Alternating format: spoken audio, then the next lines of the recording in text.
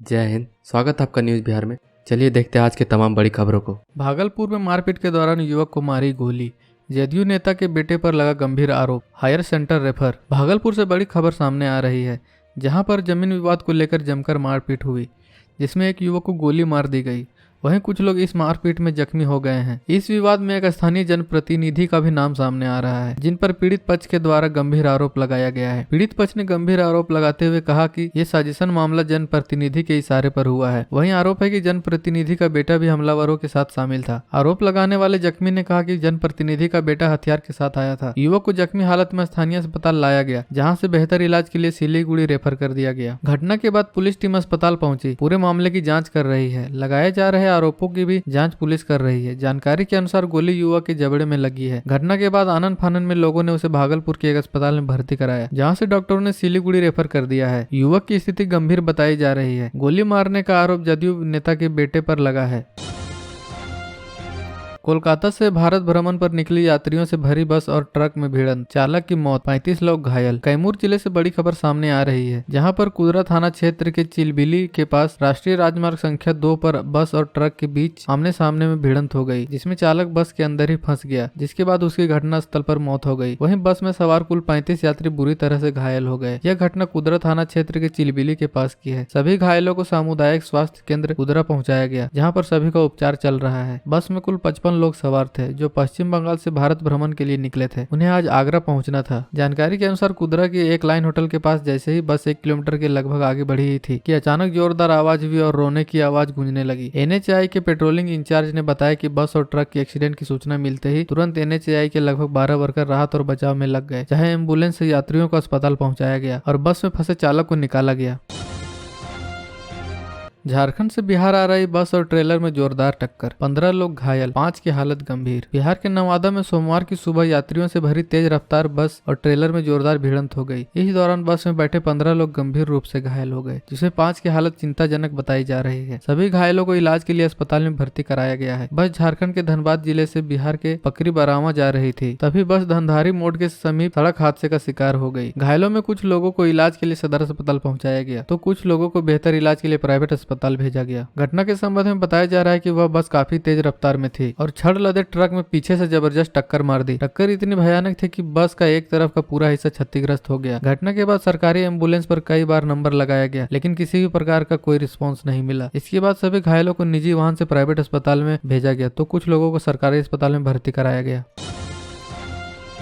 दरभंगा में बैंक के कर्ज से परेशान मां ने 3 बच्चों के साथ खाया जहर, गंभीर हालत में डीएमसीएच में भर्ती। बिहार के दरभंगा जिले से बड़ी खबर सामने आ रही है। बिरौल थाना क्षेत्र के बलाट गांव में एक मां ने अपने 3 बच्चों के साथ जहर खाकर आत्महत्या करने की कोशिश की। इस घटना के बाद आनन फानन में उन चारों को गंभीर हालत में इलाज के लिए सीएचसी लाया गया, जहाँ उन सभी की नाजुक स्थिति को देखते हुए चिकित्सकों ने डीएमसीएच रेफर कर दिया। वहीं महिला का इलाज आपातकालीन विभाग में चल रहा है। वहीं तीनों बच्चों के इलाज शिशु विभाग में चल रहा है। बताया जा रहा है कि बैंक के कर्ज में डूबी महिला अपनी जिंदगी से तंग आ चुकी थी। जानकारी के अनुसार महिला ने 4 लोगों से लोन लिया है। पीड़िता महिला ने बताया कि लोग तरह तरह के ताने मारते थे, जिससे आहत होकर हमने इस तरह का कदम उठाया है। वहीं पीड़िता के परिजन ने बताया कि हमारी बहू ने 4 जगह से लोन ले रखा था, जिसके तगादा से दुखी होकर उसने जहर खा लिया। हम लोग काफी परेशान है। इस घटना के बाद से परिजनों का रो रो कर बुरा हाल है। 3 बच्चों की हालत गंभीर बताई जा रही है।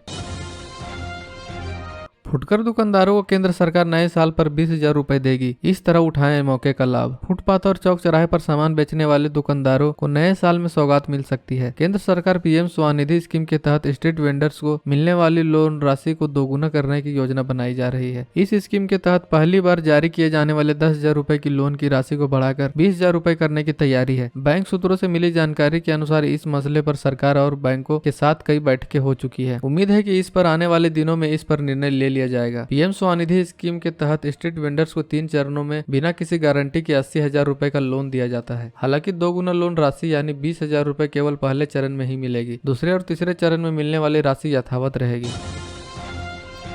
रोसड़ा में सेंट्रल बैंक में दिन दहाड़े 65 लाख की लूट, लोगों ने भाग रहे एक लुटेरे को पकड़ा। समस्तीपुर में बेखौफ अपराधियों ने एक के बाद एक वारदातों को अंजाम देकर पुलिस प्रशासन की नींद हराम कर दी है। एक सप्ताह के अंदर लूट की 3 वारदातों के बाद पुलिस भी अपनी गलतियों से सबक लेने के लिए तैयार नहीं है। सिनेमा हॉल मालिक के घर और आभूषण दुकान में लूट के बाद इंडियन बैंक में लूट के प्रयास का मामला अभी जांच के दायरे में ही था कि एक और लूट का मामला सामने आ गया है। जिले के रोसड़ा इलाके में सेंट्रल बैंक की एरौत शाखा से अपराधियों ने सोमवार को करीब 11 बजे 65 लाख रुपए लूट लिए। इस बीच एक बैंक कर्मी ने पुलिस के साथ साथ अपने स्थानीय सगे संबंधियों को भी फोन कर इसकी सूचना दी। इसके बाद मुरादपुर में लोगों ने बाइक सवार 2 लुटेरों को पकड़ लिया। इसमें से एक फरार हो गया। पकड़े गए लुटेरे के पास से भरा 2 बैग व 1 कार्टून बरामद हुआ है। लुटेरे की पहचान बछवाड़ा निवासी राजन कुमार के रूप में हुई है। भागे हुए दूसरे लुटेरे की खोज की जा रही है। पुलिस पूरे मामले में अभी कुछ भी बताने से परहेज कर रही है। लुटेरे के पकड़े जाने के बाद बैंक कर्मियों ने राहत की सांस ली है। बैंक कर्मियों का कहना है कि रकम की बरामदगी हुई है। उम्मीद की जानी चाहिए कि सारी रकम लौट जाए। ग्राहक बनकर घुसे अपराधियों ने वहां बैठे सभी कर्मी को गन पॉइंट पर कब्जे में ले लिया। पहले काउंटर पर रखे सभी रुपए लिए, इसके बाद चेस्ट में रखे सभी रुपए उड़ा लिए। इसके बाद आराम से बाइक में निकलकर भागे। सूचना मिलते ही पुलिस ने इलाके की नाकेबंदी कर दी। बैंक कर्मियों ने भी इधर उधर फोन करना शुरू कर दिया। मुरादपुर के रास्ते भाग रहे एक बदमाश को लोगों ने बाइक समेत पकड़ लिया। उसका दूसरा साथी भाग निकलने में कामयाब रहा। बैंक कर्मियों ने बताया कि सभी लुटेरे ट्रांसपोर्ट के लिए बनी वर्दी और हेलमेट पहने हुए थे। अंदर प्रवेश करते ही बैंक शाखा के 3 कर्मी और 4 ग्राहकों को पिस्तौल के बल पर कब्जे में ले लिया। पहले कैश काउंटर पर बैठे कैशियर से सभी रुपए ले लिए। बाद में चेस्ट को खोलकर वहां रखे सभी रुपए लूट लिए। 2 कार्टन और 4 बैग और एक झोला में रुपए रखकर लुटेरे लेकर चलते बने।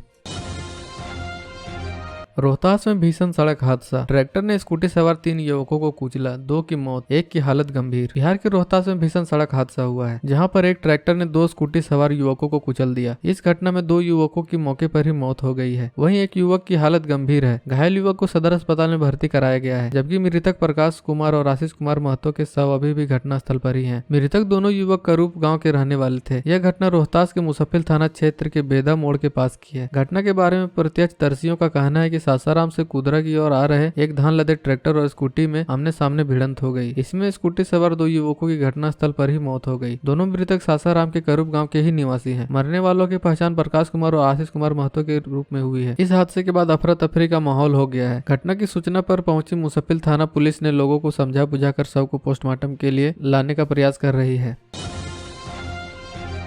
भागलपुर में उत्पाद विभाग के जवानों को मिला ब्रह्मास्त्र सुरक्षा कवच। अब शराब माफियाओं की खैर नहीं। शराबबंदी को लेकर उत्पाद विभाग के पदाधिकारियों और जवानों को सुरक्षा के लिए हेलमेट और बॉडी प्रोटेक्टर जैकेट उपलब्ध कराया गया है। उत्पाद अधीक्षक संजय कुमार ने बताया कि छापेमारी के दौरान हमले होते रहते हैं। इसी वजह से विभाग ने 75 हेलमेट और 75 बॉडी प्रोटेक्टर जैकेट मुहैया कराया है। अब छापेमारी के दौरान बचाव के इस संसाधन का उपयोग किया जाएगा। उन्होंने बताया कि जिले में संवेदनशील इलाके में छापेमारी के पूर्व ही टीम के सदस्य हेलमेट और जैकेट पहन लेते हैं। जिले में कई संवेदनशील जगह है जहां टीम पर लाठी पत्थर से हमला किया जाता है। ऐसे इलाके में अब सुरक्षित होकर कार्रवाई कर रही है। हाल ही में नवगछिया इलाके में उत्पाद विभाग की टीम रात में छापेमारी करने लगी थी, जिसके बाद तस्कर एवं उसके समर्थकों ने टीम पर हमला कर दिया था। इसमें एक सिपाही मामूली रूप से घायल हो गया था। इनका इलाज मायागंज अस्पताल में किया गया। नए साल को लेकर शराब तस्करी बढ़ जाती है। तस्कर द्वारा पश्चिम बंगाल, झारखंड समेत पूरे प्रदेश से शराब लाई जाती है। इसमें शराब तस्कर कई तरह से हथकंडे अपनाते हैं। उत्पाद अधीक्षक संजय कुमार ने बताया कि बॉर्डर क्षेत्र में सख्ती तेजी कर दी गई है। वहीं अन्य संदिग्ध जगहों पर भी छापेमारी की जा रही है। शराब पीने का जिस पर शक होता है उसकी जांच ब्रेथ एनालाइजर से की जा रही है। इसके अलावा नव वर्ष के 1 सप्ताह पहले से अभियान को और तेज किया जाएगा। सुल्तानगंज के वार्ड 19 में चचरी पुल के सहारे कट रही लोगों की जिंदगी, यहाँ कोई नहीं है सुनने वाला। नगर निकाय चुनाव की तिथि नजदीक आते ही वार्ड में प्रत्याशी घर घर दस्तक दे रहे हैं। ग्रामीण भी समस्या समाधान व वार्ड के विकास को लेकर प्रत्याशी को टटोलने में लगे हैं। कई बार ग्रामीण विधायक व मंत्री से गुहार लगा चुके हैं, लेकिन कोई पहल नहीं होने से ग्रामीणों को परेशानी हो रही है। वार्ड 19 में सीतारामपुर, पिलदौरी, बिंद टोले में लगभग 150 परिवार चचरी पुल से आज भी आवागमन को मजबूर है। आवागमन का सहारा चचरी पुल ही है। जल जमाव से कच्चा रास्ता डूब गया। ग्रामीणों ने सामाजिक स्तर पर चचरी पुल का निर्माण किया। ग्रामीण पकौड़ी बिंद, रोशन बिंद, सुरेंद्र सिंह ने बताया कि कच्चा रास्ता डूबने के बाद काफी दूरी तय करके घर जाने को मजबूरी थी। चचरी पुल सभी के सहयोग से बनाया गया है। 150 परिवारों का एकमात्र रास्ता चचरी पुल ही है।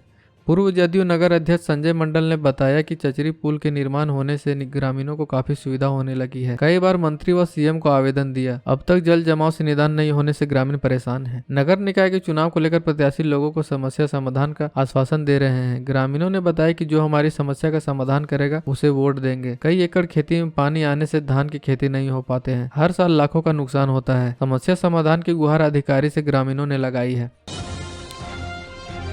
नए साल में स्मार्ट दिखने लगेगा गया जंक्शन का डेल्हा साइड। रिजर्वेशन काउंटर बनाने का काम शुरू। गया जंक्शन स्थित डेल्हा साइड में रिजर्वेशन काउंटर बनाने का काम शुरू कर दिया गया है। नए वर्ष में डेल्हा साइड में भी रेल यात्रियों को टिकट घर के साथ साथ रिजर्वेशन काउंटर की सुविधा मुहैया की जाएगी। इसके लिए हर स्तर पर तैयारियां शुरू कर दी गई है। बिल्डिंग बनाने के लिए टेंडर भी कर दिया गया है। गया जंक्शन को वर्ल्ड क्लास स्टेशन के साथ साथ सबसे पहले डेल्हा साइड में प्रवेश निकास द्वार बनाने के साथ साथ रिजर्वेशन काउंटर की बिल्डिंग तैयार की जाएगी। RLDA की टीम ने गया रेलवे स्टेशन पर विकास का काम तेजी से करने के लिए संबंधित ठेकेदारों से विशेष बातचीत की थी। बताया जाता है कि वर्ल्ड क्लास स्टेशन बनाने के लिए सबसे पहले डेल्हा साइड प्रवेश निवास द्वार बनकर तैयार होगा। वहीं प्रवेश या निकास द्वार के लिए ढांचा बनकर तैयार हो गया है। जल्द से जल्द अतिरिक्त मजदूर लगाकर इस योजनाओं को पूरा किया जाएगा। औरंगाबाद में हाथियों ने बढ़ाई किसानों की चिंता। झुंड में आकर फसल कर रहे बर्बाद, ग्रामीणों में दहशत। औरंगाबाद जिले के मदनपुर प्रखंड के दक्षिणी इलाके में जंगल तटीय गांवों में एक बार फिर से हाथियों के झुंड ने पहाड़ से उतरकर कई एकड़ में लगी फसलों को नष्ट कर दिया है। हाथियों के जंगल में पहुंचने की सूचना से ग्रामीण में भय का माहौल हो गया है। जानकारी के अनुसार शनिवार की देर रात मदनपुर थाना क्षेत्र के दक्षिण पिछुलिया गाँव के बधार में हाथियों के झुंड ने किसानों की फसल को तहस नहस कर दिया। शनिवार की देर रात लगभग 6 से 7 बजे की संध्या में हाथी आम घाट से उतरे और फसल को तहस नहस कर दिया। रात्रि होने की वजह से वे लोग सहम कर घर में ही दुबके रहे। हाथियों के पैर के निशान भी स्पष्ट देखे जा सकते हैं। उन लोगों की मेहनत पर पानी फिर गया है। साथ ही वे लोग भय के माहौल में हैं, क्योंकि कुछ वर्ष पूर्व भी हाथियों ने महुआवा पंचायत में आतंक मचाया था। इधर वन विभाग के रेंजर सत्येंद्र ने कहा कि हाथियों के झुंड के आने की सूचना मिली है। गाँव वालों को अलर्ट किया गया है कि वे अपने घरों में रहें। बाहर अगर झुंड में रहते हैं तो आग जलाकर अपने आप को सुरक्षित रखें। वन विभाग कार्रवाई कर रहा है। भागलपुर में शादी का झांसा देकर रिश्तेदार ने युवती के साथ गलत काम किया, पुलिस तक पहुंचा मामला। अमडंडा थाना क्षेत्र भवानीपुर गांव से शादी का झांसा देकर लड़की का यौन शोषण करने का मामला प्रकाश में आया है। अमडंडा पुलिस ने पीड़ित की मां के बयान पर अंतिचक थाना क्षेत्र के कासड़ी गांव के अभिनंदन शाह को नामजद आरोपित बताते हुए मामला दर्ज किया है। पुलिस मामला दर्ज कर पीड़िता को पुलिस अभिरक्षा में कहलगांव अनुमंडल अस्पताल में मेडिकल जाँच कराई। लिखित आवेदन में पीड़िता ने बताया कि अभिनंदन कुमार रिश्तेदार है, इसके कारण उसका अंतिचक से भवानीपुर आना जाना होता था। इस दौरान लड़की से शादी का झांसा देकर यौन शोषण करते रहा। अब शादी से वह इनकार कर रहा है। पुलिस मामला दर्ज कर आरोपित की तलाश कर रही है। आमडंडा थानाध्यक्ष रवि कुमार ने बताया कि पुलिस विधि सम्मत कार्रवाई करते हुए आरोपित की तलाश कर रही है। बिहार की ऐसी ही तमाम छोटी बड़ी खबरों को जानने के लिए चैनल को सब्सक्राइब कर लें और बेल आइकन भी प्रेस कर दीजिएगा, ताकि हर वीडियो का नोटिफिकेशन आपके फोन में पहुंच जाए।